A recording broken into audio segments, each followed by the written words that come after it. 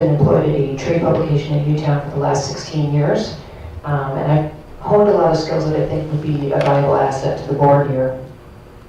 As part of the small staff, I'm accustomed to deadline-driven workflows alongside other team members. I handle the accounts receivable and assist the bookkeeper with the finances for the company. I'm also responsible for collecting and processing artwork that appears in the publication, proofreading and ensuring the accurate reproduction of the paid advertising, which generates the primary source of income for the company. And I also provide in-house IT assistance, researching and implementing new technology to meet the changing needs of the company. So basically, what I'm saying is I'm accustomed to handling critical tasks and detail-oriented work, and I feel that the Board of Education offers an opportunity to put these skills to work in service to the community. I'm fortunate also that my job is a 9-to-5 position, but it's a flexible enough environment that I can typically make myself available for daytime meetings or events if I have a little bit of notice.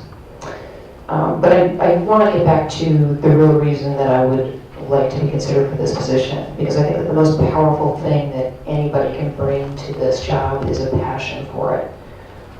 My career path has moved in a different direction, but I've always felt very passionately about education. It's something that in my family was very heavily emphasized from a young age. And it was this idea that, you need to work hard in school in order to work towards success later in life. It's a foundation. And I think that I see that on a larger scale as well, that the future of Danbury depends on us raising and supporting our children to be the decision makers for this city tomorrow. So I've been attending the meetings for the last couple of years, and really it's just an effort to try and understand the deeper goals of this group and to kind of get to know the folks who have been so heavily involved in creating and cultivating these school environments. And at this point, I would like the opportunity to continue that work alongside you. So I humbly ask for your consideration for that position. And I have a copy of the letter, which I paraphrased as I spoke with you this evening, with my contact information on it for you. Thank you. Thank you so much. Okay.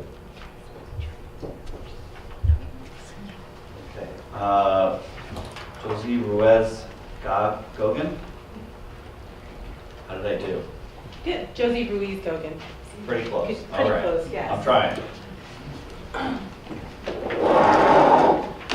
I'm here along with some members of the Danbury Band Days Inc.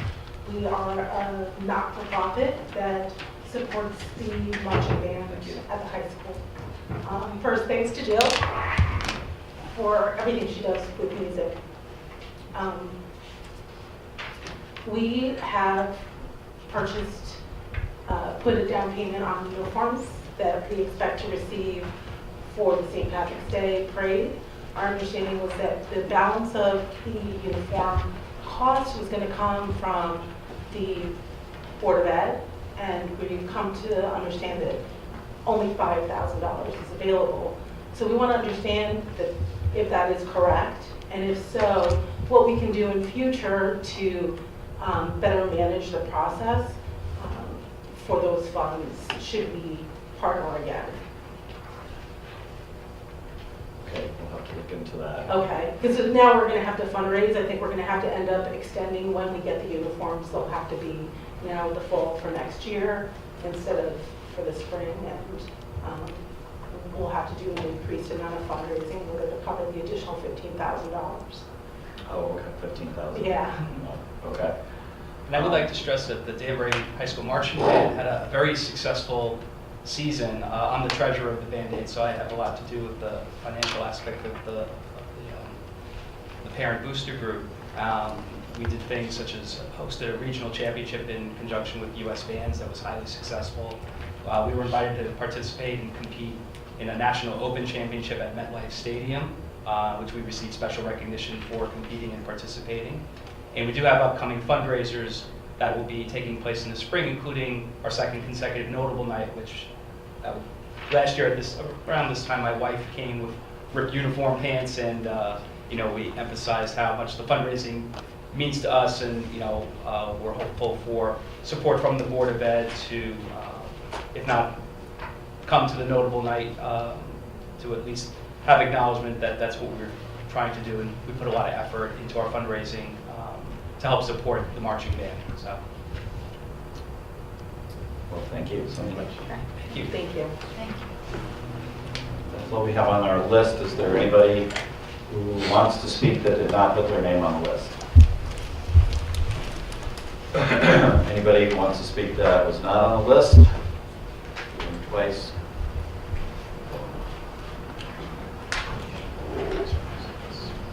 I don't, yeah, it was in the chat.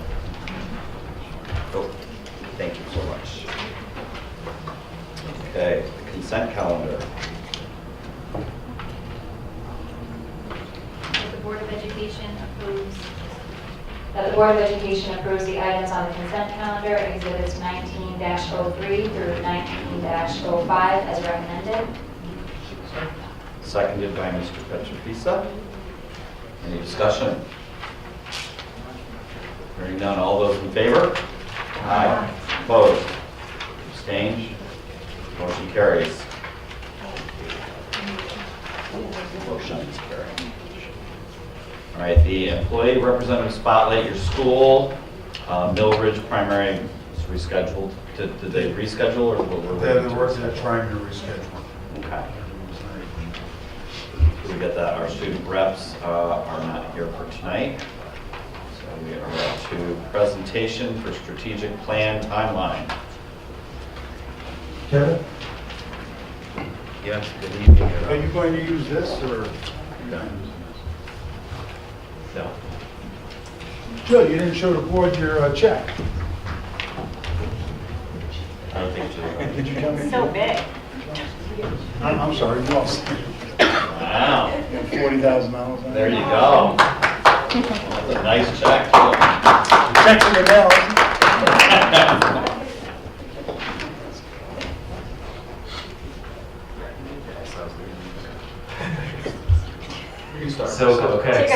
Good evening, everyone.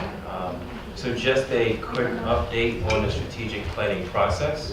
On Tuesday, December 11th, we had our kickoff to the strategic planning process led by Dr. Richard Lemons from the Center of School Change.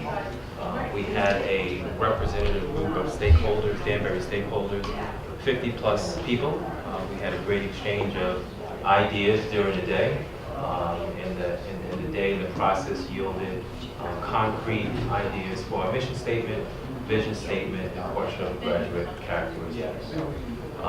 Soon after the day, we identified 4 distinct stages, if you will, to help implement and realize the strategic planning process.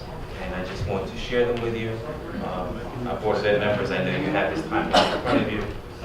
For the people sitting in the public, there's actually a copy on the table to your left if you haven't gotten one yet. The 4 stages include the data synthesis stage, the feedback stage, the adoption stage, and the developmental stage. Yes, sir?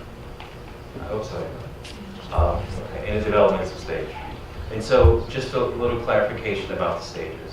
So the data synthesis stage, it's really about collecting information and recommendations from various sources.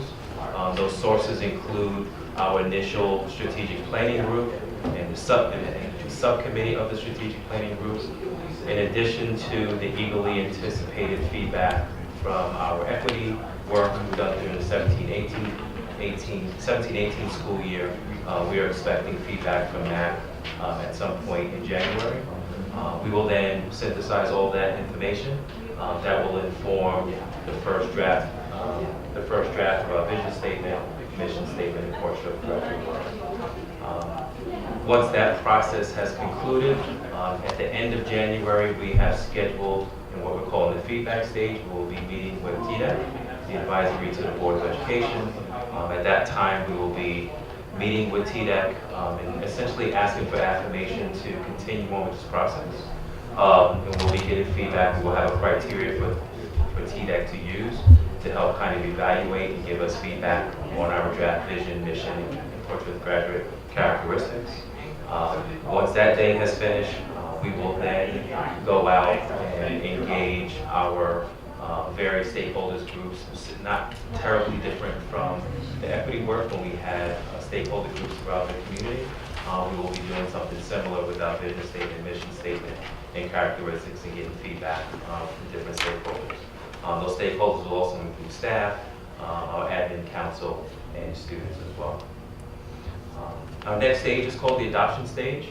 So after we've collected feedback from various stakeholders around the community, we will make the necessary adjustments to our statements, and then we will have it available for the board and community's consideration. Once you have approved the direction of the plan, and we're calling that direction the vision statement, mission statement, and characteristics of portrait of the graduate, we will then, in our eyes, that will give us the approval to then formalize our action planning teams to start writing the plan. And so you will notice that it says March 2019 until, and I would imagine that work will go on throughout the summer and perhaps longer, really depending on how much we want to try to accomplish in time before the September school year. Very nice. So the question was asked on the budget meeting, just to the public, is that incorporated in the three-year budget, we talked about noting it on the bottom, because there may be some impact in terms of scheduling, programming, and other things that the board would have to look at future budgets as well. Absolutely, not to mention recommendations from the action planning teams. There may be a budgetary impact, absolutely. Anybody have any questions or discussion? Yeah, excuse me. Kevin, the final plan would be somewhere September of next year? Is that you, Joe? No, I just wanted Rich to speak. I'm sorry. The final document is anticipated September of next year? Yes. Yeah. Yes, we are anticipating that we will have action plans, strategies available over the summer at the latest, and available to kick off the next school year, yes. September of 19. September Yeah. 2019, yes. And I do want to say for the board members that weren't at the meeting that Kevin had mentioned back in December, it was an incredible, productive meeting. I didn't really think that it could be productive when you had 50 different people coming from different walks of life. But the facilitator was really phenomenal to be able to draw your interest and to get you to answer the questions. It was a great group, team effort. We broke up into groups. I was absolutely impressed in terms of success of it. I initially mentioned to Kevin, I think you'd be scratching your head. I think you're going to get some responses for 50 different people coming up with their opinions. But it was well organized, and I was very impressed with it. So it's a tremendous amount of data that was made available for them to interpret and analyze and digest. So it was a real good meeting, and I want to thank you. Yes, thank you, Mr. Janelli, and I think we really got our staff, and certainly the people who participated, I think they were really energized by the day. So thank you for mentioning that. Thank you. Ms. Palmares.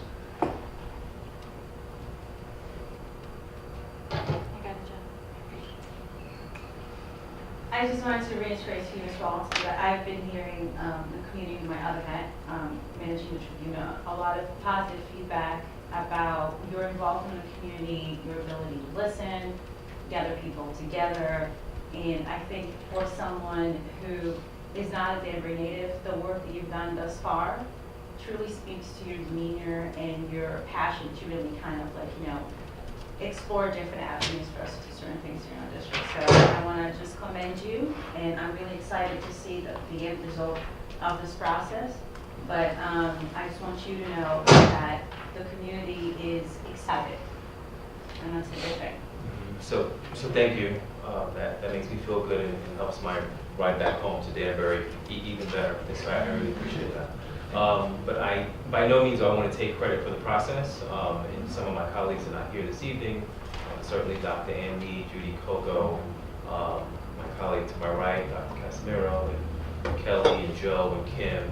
I can't leave out the superintendent. Like we've all been all hands on deck in this work. certainly played a role in it.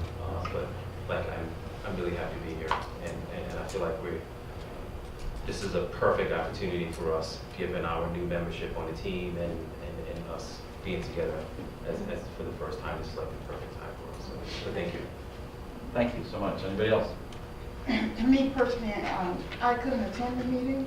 I had an emergency that day. And I just like to say that I personally would like to at least read some of the comments of the feedback and some of the information in a formal format, Okay. so I can get a better idea as to what we're looking at and what we're saying and what we're moving toward. So at some point, I hope that feedback will be shared with the board so we can, so I can see what I'm looking at and what I'm approving. So hopefully, if there's another meeting, I'll be able to attend. But thank you for your great work and all the people that helped make it a success. Thank you. Thank you. Anybody else? Okay, moving on to action items. That the Board of Education accept for second reading and adoption child abuse, neglect, reporting revisions, policy 7-234 in accordance with 19-07. Second. Seconded by Mrs. Cooper. We did not receive any feedback, just so you know, Okay, from the public all right. on any of these. Any discussion? All right, hearing none. All those in favor? Aye. Opposed? Abstained? Motion carries.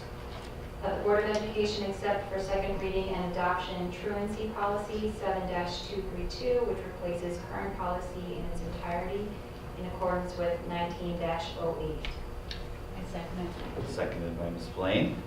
Any discussion? All those in favor? Opposed? Abstained? Motion carries.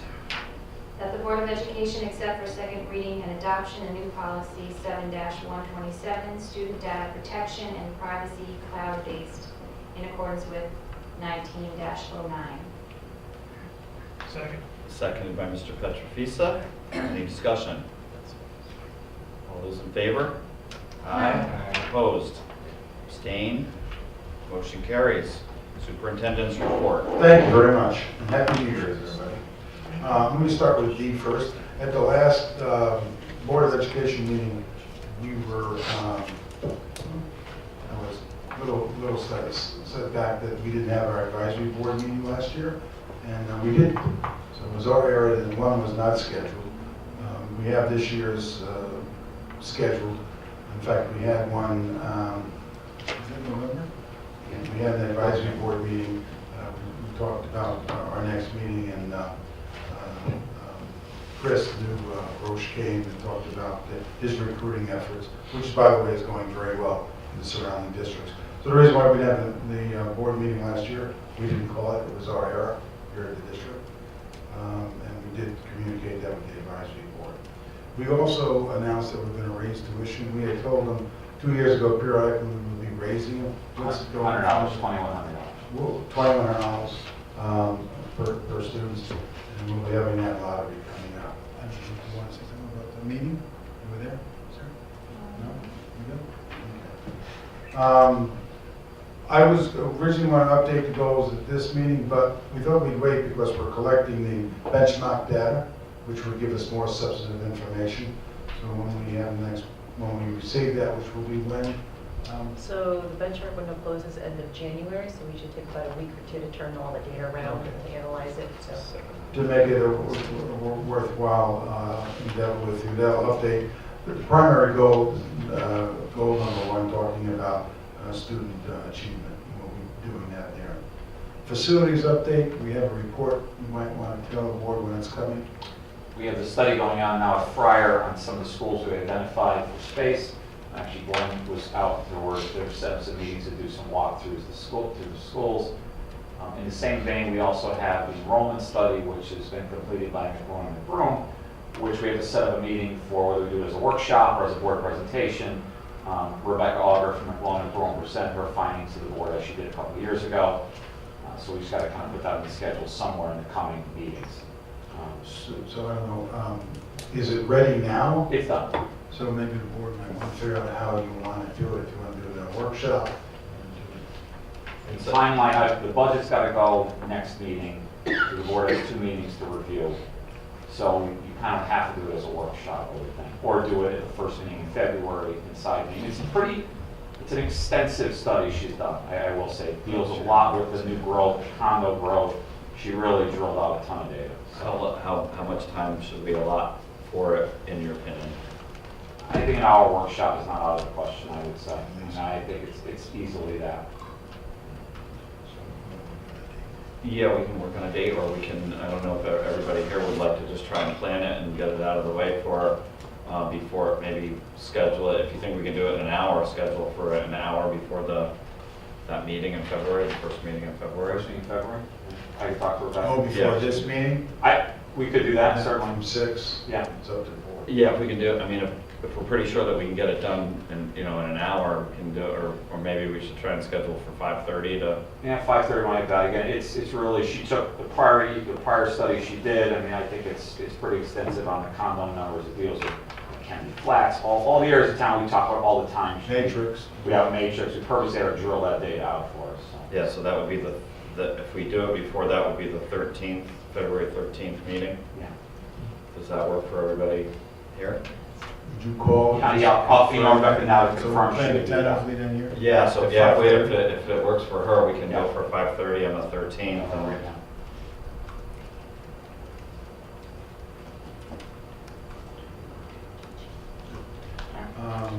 Bus transportation options? As we talked at the Finance Committee meeting, we're continuing to look at our bell schedules. As the board knows, we did an exhaustive study about 2-3 years ago into our current bell times. The issue we have is we currently